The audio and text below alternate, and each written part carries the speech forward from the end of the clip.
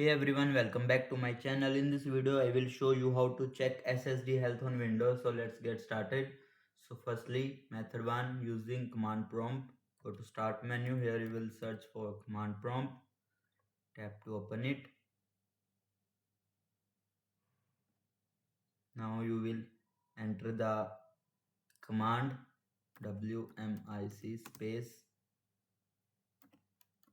disk drive space get status. Now press enter. Here you will see status OK. If the status shows OK, it means your SSD is working properly. If it shows spread fail, it means the drive may fail soon and you should back up your important data immediately. So method 2, check SSD health using Windows setting. Again go to start menu. Here you will search for settings. Tap to open it. Now go to system.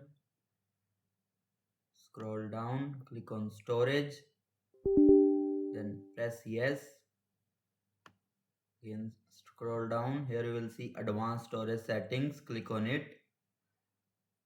Scroll down and select disk and volumes. Here you will see. Now select your SSD from the list and click on properties. Here you may see health information, drive status provided by Windows. Here you will see status healthy, drive status. That's it.